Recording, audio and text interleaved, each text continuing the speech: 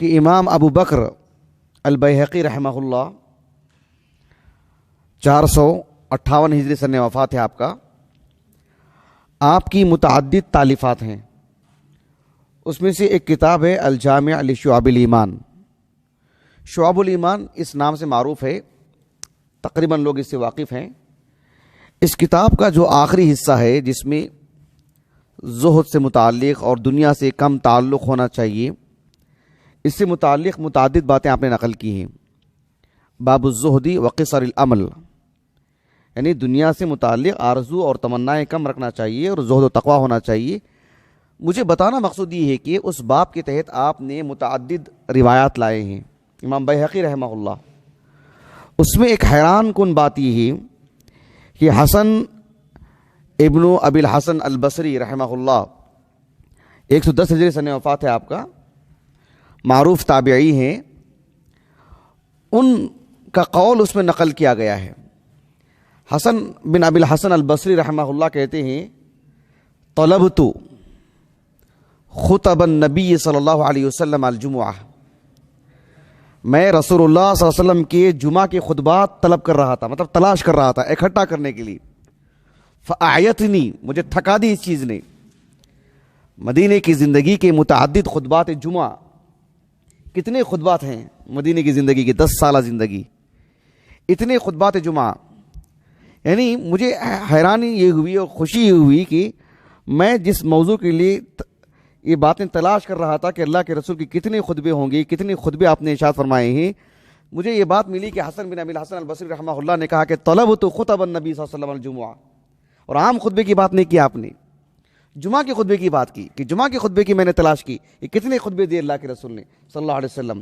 اور آپ نے جو اللہ کے رسول کے زمانے کے قریب ہیں کہا کہ فاعیتنی, مجھے تھکا دی اس چیز نے, مجھے تھکا دی اس چیز نے. فلزمت رجلا من اصحاب النبی صلی اللہ علیہ وسلم فسألته عن ذلك, پھر میں رسول اللہ صلی اللہ علیہ وسلم کی ایک صحابی سے ملاقات کیا, ان سے چمٹ کے تھا, میں انہی کے صحبت میں تھا, انہی کے ساتھ اٹھا بیٹھا, انہی کے ساتھ رہا, اور میں ان سے پوچھا کہ جو ہے اللہ کے رسول کی خطبات کیا کیا ہیں, جمعہ کے خطبات. پھر انہوں نے ایک خطبہ سنایا اللہ کے رسول کا. بہرحال وہ ہمارے موضوع میں داخل نہیں ہے, یہ بات مجھے بتانا مقصود تھا. اہل علم رسول اللہ صلی اللہ علیہ وسلم کی زندگی کے ہر گوشے پر محنت کی کام کیا, اسے اکٹھا کیا. بنیادی بات یہ ہے کہ اللہ نے دین کی حفاظت فرمائی, اللہ کے رسول علیہ السلام کو اللہ نے نمونہ بنایا تو آپ کی زندگی کو محفوظ رکھا اللہ نے, تو آپ کے خطبات بھی اللہ نے محفوظ رکھے. احادیث کی جو بے شمار کتابیں ہیں اس میں آپ دیکھیں گے کہ جو کچھ کتابیں وہ ہیں جو فقہی ترتیب سے ہیں, صحیح بخاری, صحیح مسلم, سنن ترمذی وغیرہ اور کتب ستہ, دیگر احادیث کی کتابیں موطا وغیرہ, جس میں فقہی اعتبار سے ابواب قائم کیے گئے ہیں, حدیث درج کر کے اس میں باب قائم کیا جاتا ہے. تو جمعہ سے متعلق احکام مسائل جو ہیں اس میں اللہ کے رسول کے کچھ خطبات مل جاتے ہیں. مسند احمد میں بکھرے پڑے ہیں اللہ کے رسول کے خطبات علیہ الصلوۃ والسلام, المعجم الکبیر, المعجم الاوسط, المعجم الصغیر, دیگر احادیث کی کتابیں, دواوین السنہ کی کوئی حد نہیں ہے, بڑی مقدار میں ہیں. تو اللہ کے رسول کے خطبات بکھرے پڑے ہیں, اہل علم نے اس کو اکٹھا کیا. اس کو ایک عظیم عالم دین حافظ ابن القیم رحمہ اللہ کی جو زاد المعاد فی ہدی خیر العباد ہے, اس میں جمعہ سے متعلق جو امور ہیں آپ نے بہت ہی مفصل بیان کیا. جمعہ کے احکام مسائل وہ مجھے بیان کرنا نہیں ہے, مجھے صرف اللہ کے رسول علیہ السلام کا اپنے گھر سے نکل کر کے ممبر پر کھڑے ہونا, خطبہ ارشاد فرمانا, اتنی ہی باتیں مجھے آج بتانی ہیں آپ کو, اس سے زائد کوئی باتیں, جمعہ کے مسائل نہیں بتانے ہیں. ابن القیم رحمہ اللہ نے جمعہ کے احکام مسائل بتانے کے ساتھ ایک فصل آپ نے قائم کی, فصل فی ہدیہ صلی اللہ علیہ وسلم فی الخطبہ. خطبہ ارشاد فرمانے سے متعلق اللہ کے رسول کا نمونہ, آپ کی زندگی, آپ کا جو رہن سہن, جو معاملہ رہا ہے اس خطبے سے متعلق, اس کو بھی آپ نے بیان کیا. بہت ساری باتیں آپ نے لکھی ابن القیم نے رحمہ اللہ. کچھ اصحاب علم نے اس پر مفصل کتابیں لکھی, اللہ کے رسول کے خطبات کو جمع کیا. ایک قدیم عالم دین ہے علی ابن محمد المدائنی, 224 ہجری سے وفات ہے ان کا. علی المدینی رحمہ اللہ نہیں, ابن مدینی نہیں, علی ابن محمد المدائنی 224 ہجری سنہ وفات ہے ان کا. انہوں نے کتاب لکھی خطب النبی صلی اللہ علیہ وسلم. ایک اور کتاب ہے ابو الشیخ الاصبہانی کی 360 پر 9 ہجری سنہ وفات ہے ان کا. ان کی بھی کتاب ہے خطب النبی صلی اللہ علیہ وسلم. ابو نعیم الاصبہانی معروف کثیر التالیفات 430 ہجری سنہ وفات ہے ان کا. انہوں نے بھی کتاب لکھی خطب النبی صلی اللہ علیہ وسلم.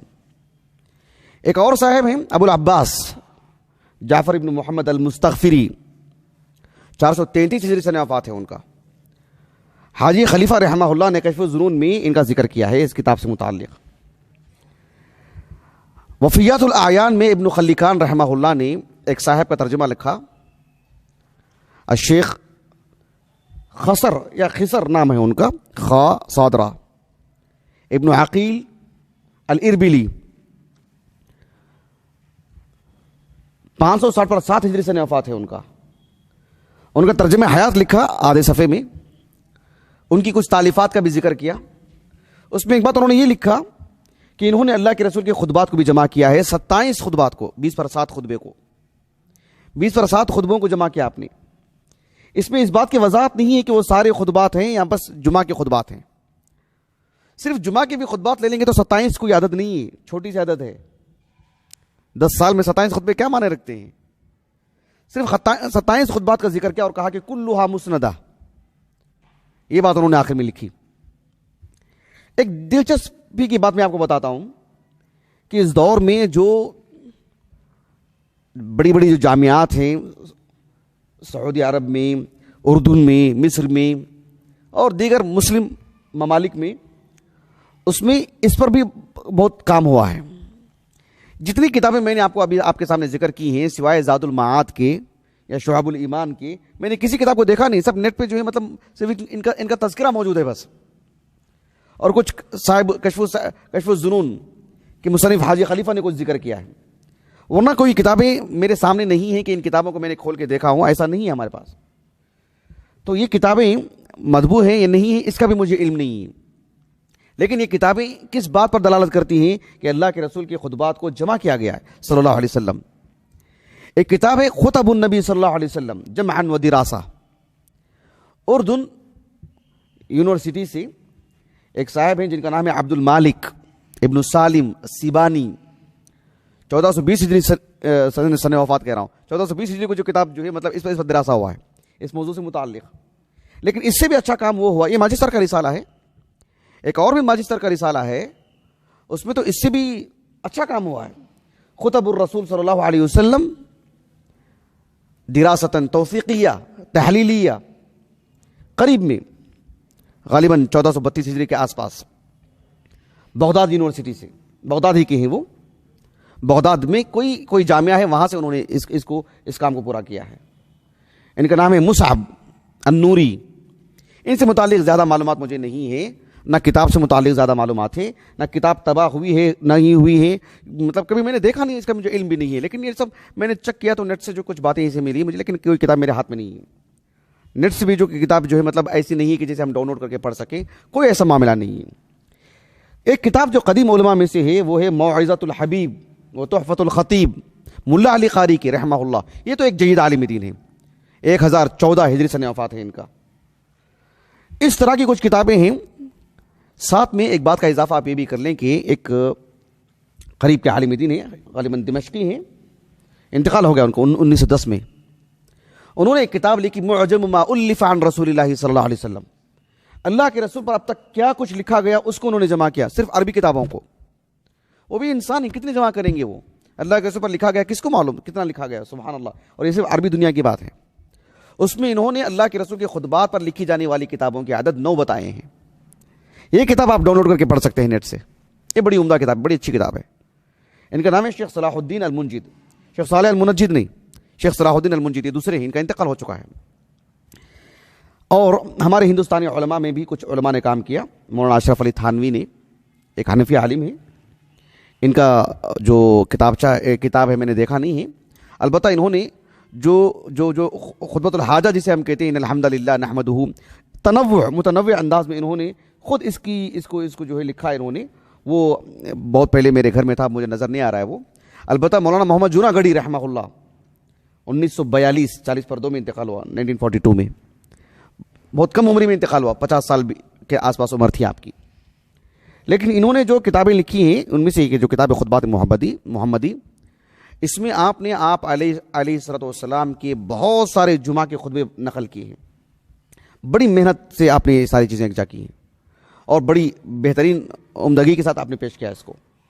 آپ علیہ السلام کے عیدین کی بھی خطبات آپ نے پیش کیا, دیگر خطبات بھی, لیکن جمعہ کے خطبات بھی وافر مقدار میں آپ نے اکٹھا کیا اور بہت ہی عمدگی کے ساتھ.